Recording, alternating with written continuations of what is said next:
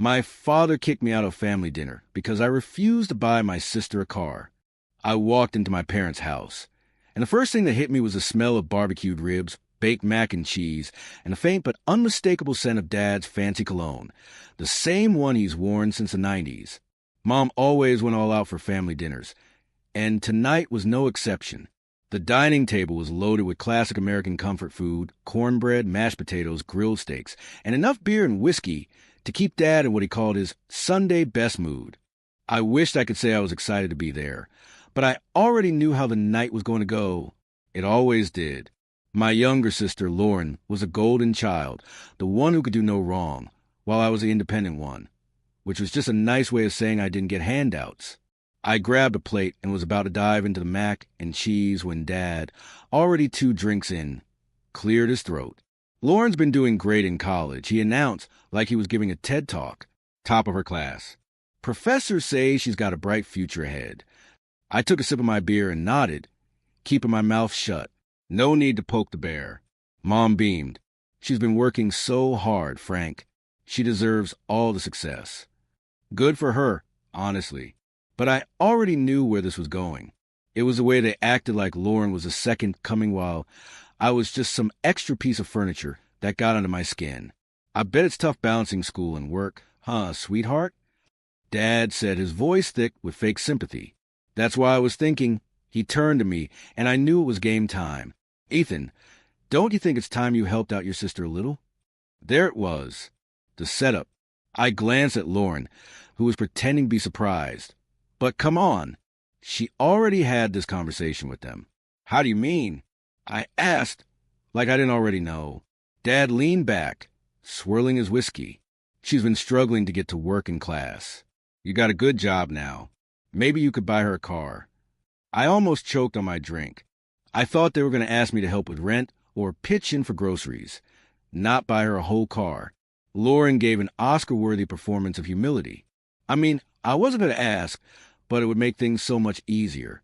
Just something simple like a used Civic. I put down my fork. You want me to buy her a car? Mom jumped in before I could even react. It's not that much to ask, sweetheart. You're doing so well in your job.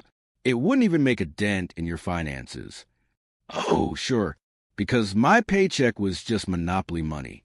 I shook my head. I'm not buying her a car. Silence. Dad's face twitched, and I could see the explosion coming from a mile away. Are you serious? I stayed calm. Yeah, I'm serious. I worked my way through college without anyone buying me a car. If Lauren wants one, she can do what I did, save up. Dad slammed his glass down so hard, I thought it would shatter. Unbelievable. Lauren sighed dramatically. I knew this would happen. I pushed my plate away. Knew what would happen? That I wouldn't let you take advantage of me. Mom put a hand on Dad's arm, trying to de-escalate, but he was already too far gone. You know what, Ethan? I don't know where we went wrong with you. His voice was sharp, full of disappointment. You become selfish. You only think about yourself. I let out a dry laugh. That was rich, coming from him. Dad pointed at the door. If you're going to act like this, you can leave. I looked at my mom, hoping she'd step in, but she just sat there, lips pressed together, avoiding my eyes. Lauren crossed her arms, looking satisfied, like she just won some silent battle. I stood up, grabbed my jacket. All right then. No one stopped me as I walked out. The night air was cold, but it felt better than being in that house. I wasn't even surprised. This was how it always went. I just didn't expect them to stoop this low. I got in my car, gripping the steering wheel as I processed everything. They had made their choice, and I had made mine. I wasn't going to be their ATM. Not anymore. I woke up the next morning still feeling the weight of last night's disaster. My dad's words echoed in my head. Selfish, ungrateful, only thinking about myself. I sat up in bed, rubbing the sleep from my eyes, but the frustration was still there. I dragged myself to the kitchen, started a pot of coffee, and checked my phone. A couple of notifications from work, some emails, nothing urgent. But then my eyes landed on something I hadn't thought about in years. The shared account with Lauren, back in college, when I was still dumb enough to believe that family should always help each other. I had set up that account to give her a little financial cushion if she ever needed gas money or emergency cash. I had almost forgotten about it. Something told me to check it. I opened my banking app, scrolled to the account, and my stomach tightened. This was an emergency fund. This was a full-blown lifestyle sponsorship. Rows and rows of charges. $7.85. Starbucks. $22.50. Ulta. $109.99. Sephora. More Starbucks. More online shopping. Apple Music. A recurring charge for Netflix. My jaw clenched as I scrolled further. Hundreds blown on delivery apps. Grubhub, Uber Eats, DoorDash. Lauren had been living like a VIP while I assumed she was struggling to get by. Then I saw it. A $600 charge from some boutique in L.A. I let out a short laugh, one of those dry, humorless ones. Barely getting by, huh? I didn't even hesitate. I went straight to the settings, removed my name from the account, and transferred every last cent into my personal savings. A few seconds later, my phone started buzzing. Lauren. I stared at the screen, debating. Decline the first call. Buzz. Decline the second. Buzz. Third time's a charm. I sighed and finally answered. What the hell, Ethan? Her voice was high-pitched, somewhere between outrage and panic. I just tried to buy something, and the card got declined. I poured myself a cup of coffee, keeping my voice even. Yeah, I closed the account. Silence. Then she practically screeched, You can't do that. Oh, I can. And I did. I could hear the dramatic inhale, the kind of huff people do when they're used to getting their way and suddenly don't. You didn't even tell me. I have bills. Ethan, what am I supposed to do?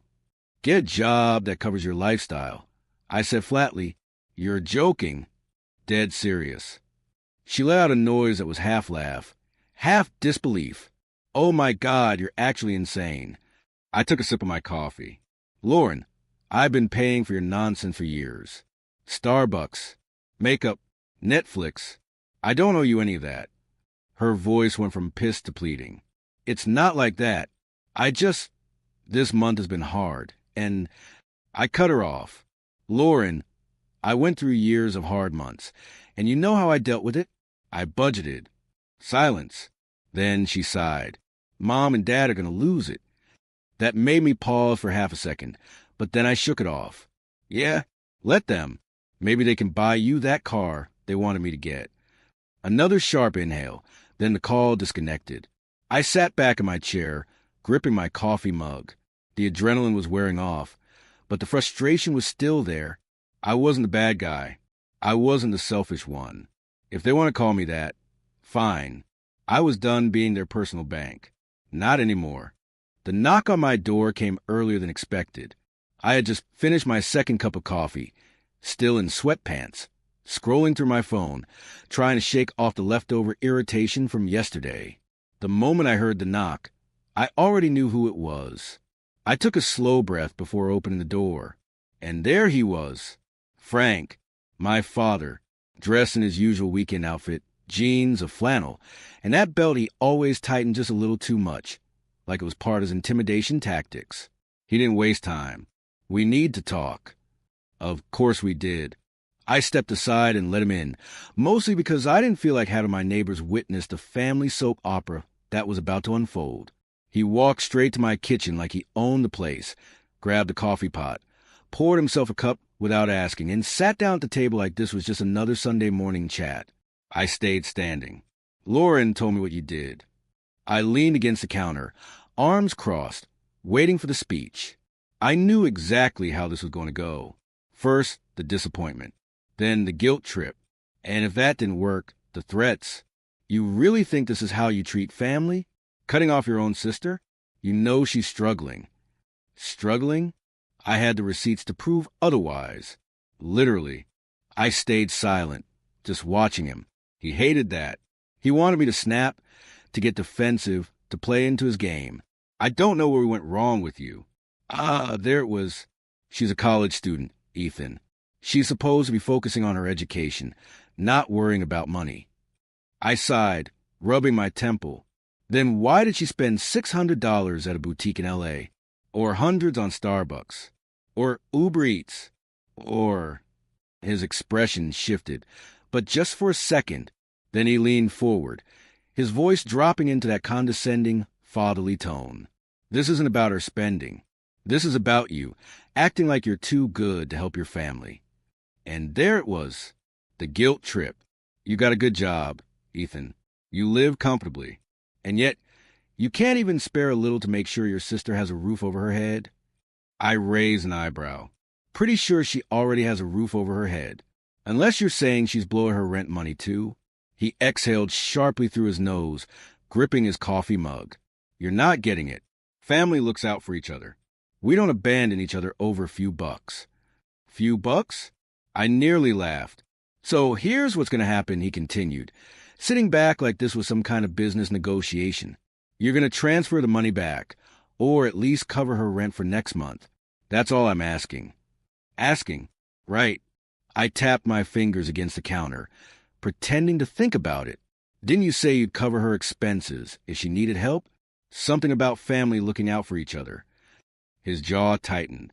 That was before I knew you'd turn your back on us. I let out a short, humorless chuckle. So when you offer help, it's family loyalty. But when I don't, I'm the selfish one. The muscle in his jaw twitched. He set his coffee down with just a little too much force. You're making a mistake, Ethan. I shrugged. Maybe, but at least it's my mistake to make. He stood, adjusting his belt like he always did when he was holding back anger. You think you're so independent now, but life is a funny way of humbling people. One day you're going to need us. And when that day comes, don't expect us to be there. I watched as he made his way to the door. He stopped for a second, hand on the knob, then turned back, his face unreadable. I'll fix this myself. I exhaled slowly, running a hand through my hair as the door slammed shut. Yeah, this wasn't over. I poured myself another cup of coffee, staring at the empty spot where he had sat. If he thought he could guilt me into rolling over, he was in for a surprise. A few days later, I was scrolling through Craigslist, half distracted while finishing my morning coffee. I wasn't looking for anything in particular, just killing time before getting ready for work, when something made me do a double take. A familiar-looking car. My car. I blinked, thinking I had to be mistaken. But no, there it was, right on the screen. My old '08 Mustang, the one I had worked my butt off to buy as a teenager, listed under some generic post titled, Great First Car, Well Maintained. I clicked the listing, my heart pounding. The pictures confirmed it. The slight dent near the rear bumper. The custom leather seat covers I had put in myself. That was my damn car. And the seller? Frank, my father. My jaw clenched so hard my teeth ached. He didn't even have the decency to mention it to me. Just decided that since I wasn't bowing to his demands, he'd start selling off my stuff. I grabbed my keys and was out the door in under 5 minutes. The drive to my parents' house felt longer than usual. Maybe because I was running through every possible way this confrontation could go. But I already knew how it would end. I wasn't leaving without my car. I pulled up the driveway, spotting it instantly. There she was, parked out front like a prop in someone else's garage sale. The sight of it made something tighten in my chest. I didn't even bother knocking. I walked straight into the house, where my dad was sitting in the living room, TV remote in hand like he didn't have a care in the world. Nice listing on Craigslist. I said, my voice even controlled. He barely looked up. You weren't using it. Figured someone else could. I let out a short laugh, more out of disbelief than humor. You figured? Without asking me? That car is mine, Dad. I paid for it. He set the remote down, finally giving me his full attention. It's been sitting in the driveway for months, Ethan. You clearly don't need it. I stared at him, half expecting some sign of guilt. There was none, just that same old, I know best look he had mastered over the years. Yeah? Well, I need it now. I grabbed the spare keys from the hook by the door, the same place they'd always been. Before he could say another word, I was out the door and behind the wheel. The engine roared to life, just like it always did. I couldn't help but smile, even through my frustration. I didn't waste time. I reversed out of the driveway and took off down the street before my dad even made it out the front door. It wasn't until I hit the main road that my phone started buzzing. Dad. I ignored the first call, then the second. By the third, I figured I might as well see what kind of nonsense he was about to spew. I answered, "You stole that car." I almost laughed. Stole? I took back my own property. That car was in my driveway, under my roof. That makes it mine. That's not how ownership works, Dad. His voice was rising, that deep, authoritative tone he always used when he thought he could bulldoze me into submission. You can't just take it, Ethan. I was selling it. I already had people interested. I sighed, shaking my head. Yeah, well, now they'll have to be interested in something else. There was a long pause. Then, in a lower, more threatening voice, he said, "This isn't over." I hung up. Of course it wasn't over. I took the next turn toward my apartment, my fingers tightening around the wheel. The Mustang was mine again, but something told me that this was just the beginning of whatever game my father thought he was playing. I pulled into my complex's parking lot and just sat there for a moment, letting my hands rest on the wheel. The familiar scent of old leather and faint traces of the air freshener I used to keep in here filled my nose. This wasn't just a car. This was years of my life. Long shifts at a crappy job, late nights fixing it up, saving every dollar to afford it. And my dad thought he could just list it online like some junk he didn't need anymore. I laughed under my breath, but it wasn't a happy one. If he wanted to fight, he was about to get one. A couple of days passed, and I was finally starting to cool down from the whole stolen Mustang fiasco. I told myself I'd let it go, move on, no more family drama, no more ridiculous stunts. Then I walked into my apartment and felt my stomach drop. The place wasn't trashed. No broken windows, no kicked-in door. But the second I stepped inside, I knew something was wrong. My gaming console, gone. My laptop, gone. My watches, including the one my grandfather had given me, gone. I stood in the middle of my living room, trying to make sense of it. Nothing else had been touched. My TV was still on the stand. The cheap jewelry I never wore was right where I left it. The kitchen was untouched. This wasn't some random break-in. This was personal. I checked the lock. No signs of forced entry. The door had been opened with a key. My fingers tightened around my phone as I scrolled to the one number I really didn't want to call. Frank. I hit dial. He picked up after the second ring, his voice cool, like he'd been expecting my call. Finally noticed, huh? I felt my pulse spike. I clenched my jaw so hard it hurt. Where's my stuff? He let out a short, humorless chuckle. I sold it. I nearly dropped the phone. You did what? You don't want to help family? Fine. Then you don't need all that extra stuff. Someone else can make better use of it. I gripped the back of the couch, trying to ground myself. You came into my apartment and took my things because I wouldn't pay for Lauren's rent. He didn't even flinch. It wasn't taking, Ethan. You're my son. Everything you have. We help you get one way or another. Don't act like you did it all on your own. My vision blurred with frustration. I forced myself to take a breath, to keep my voice level. So that's it? You just decide you can take whatever you want. Not whatever I want, he said, like he was being reasonable. Just what you don't need. You weren't using half of it anyway. I felt a sharp, bitter laugh rise in my throat. So you're running a pawn shop now? He ignored the sarcasm. You're overreacting. It's just stuff. If you want something back, you can buy it again. Maybe with the money you should have used to help your sister. That was it. That was the final straw. I exhaled slowly, my hand shaking as I forced myself to stay calm. I'm done. He didn't even hesitate. Yeah? With what? With you? With this. You want to take from me? Fine. But don't expect me to come running when you need something. Silence. Then a scoff. You'll come back around. You always do. I ended the call. My whole body was tense. My hands gripping the phone so hard, I thought it might crack. I wasn't sure what I was going to do next. But one thing was clear. This time, I wasn't going to let it slide. I sat down, staring at the empty spot where my gaming console used to be. My laptop had all my work files. My watches weren't just accessories. They had meaning. And this wasn't just some family issue anymore. This was theft. A real legal crime. And if my father thought I'd just roll over like I always had, he was about to get the biggest wake-up call of his life.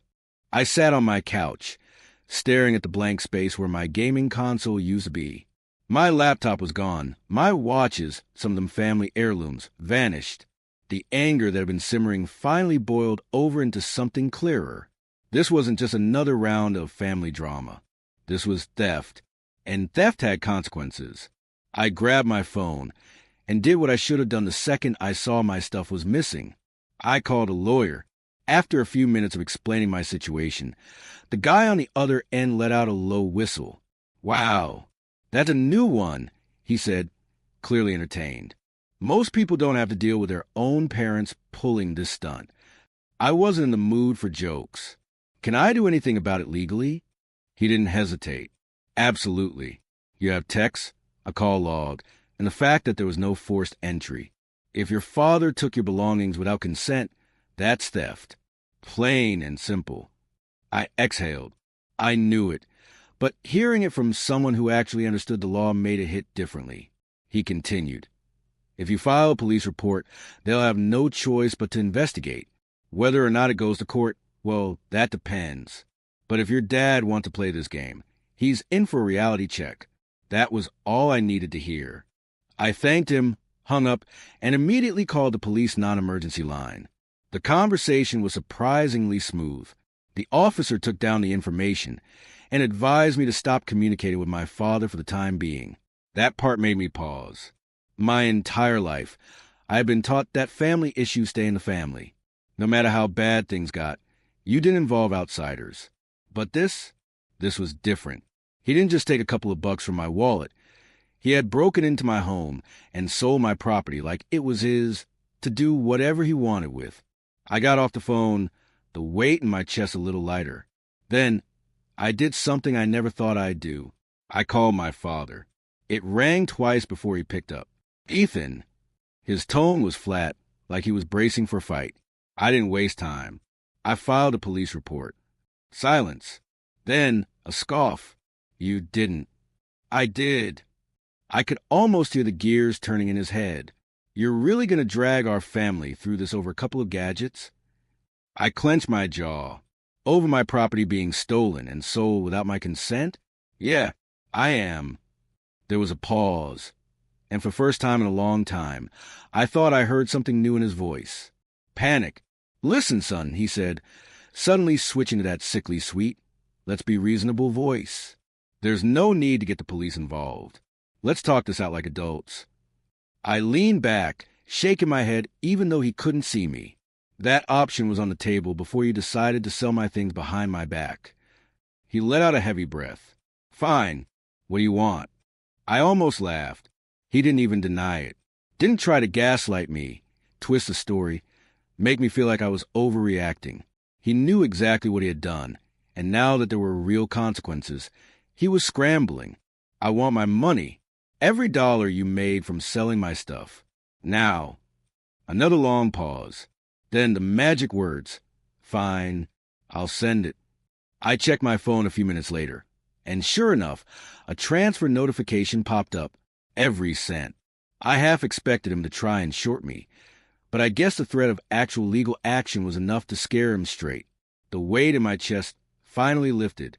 I had won this round. But I wasn't naive. This wasn't over.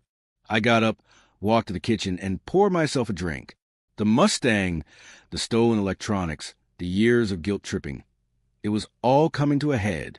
My father was losing control over me, and he hated it. And something told me he wasn't done trying to get it back. For the first time in my life, I was making decisions purely for myself. No guilt, no second guessing. Just me, my own path, and a fresh start somewhere far from the mess I had left behind. A week later, I packed up my apartment, put in my 2 weeks at work, and started looking at places out of state. Texas? Too hot. New York? Too expensive. Eventually, I landed on Colorado, good job market, decent rent, and most importantly, far enough away that no one could just drop by. I didn't tell anyone. No warning, no goodbyes. The only clue they got was when I canceled my lease, shut down my old phone number, and disappeared. For the first time, I felt like I could breathe. Months passed. My new life was quiet, peaceful. I had a new job, a new apartment, and no surprise visits, no passive-aggressive texts, no constant guilt trips about how I wasn't doing enough for the family. Then, out of nowhere, a knock on my door. I hesitated before opening it. No one here knew me well enough to drop by unannounced. My address wasn't listed anywhere obvious. I pulled the door open, and there she was, my mother, looking smaller than I remembered. The confident, always in control woman I grew up with was gone, replaced by someone who looked drained. I didn't invite her in. She took a shaky breath. "Ethan, please. We need to talk." That same old part of me, the part that had spent years trying to please them, to be the good son, wanted to listen, but I had learned my lesson. "How did you find me?" I asked, keeping my voice even. She hesitated, then sighed. "Lauren, she hired someone, a private investigator." I blinked. "She did what?" Mom pressed her lips together. She was desperate. "She's pregnant, Ethan. And your father, he lost everything. The business, the house. It's all gone." I didn't react. I just stood there, processing. She must have mistaken my silence for hesitation, because she reached out, gripping my arm. "We need you, Ethan. Please come home." I stepped back, out of reach. "You mean you need my money?" Her face crumpled. "It's not like that." But we both knew it was. I exhaled slowly, shaking my head. I spent years being the family's financial safety net. Years bending over backward to be what you all needed me to be. And when I finally stood up for myself, you stood by and let Dad sell my things. She flinched. "That was your father, not me." I met her eyes. "And you let it happen." Silence stretched between us, thick and heavy. Finally, she sighed, rubbing her temple like she was the one exhausted by all of this. "I know we made mistakes," she admitted. "But Lauren," she's scared. "She's about to be a mother, and she has no one. Your father, he's not the same man anymore. He's broken." I didn't doubt that. Losing power over everyone around him probably felt like the end of the world. But that wasn't my problem anymore.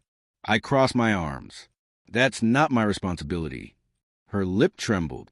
"Ethan, we're still your family." I let out a short laugh. "Funny, I don't remember feeling like family when you let Dad throw me out of that dinner, or when he tried to sell my car, or when he broke into my apartment." She had no response to that. I sighed, rubbing a hand down my face. "I'm not coming back, Mom. Not now. Not ever." She wiped at her eyes, nodding stiffly. I had to try." And with that, she turned and walked away, disappearing down the hallway. I closed the door, leaning against it as I let out a slow breath. It was really over, and for the first time, I didn't feel guilty about it. The silence was refreshing. Months had passed since I last heard from my family.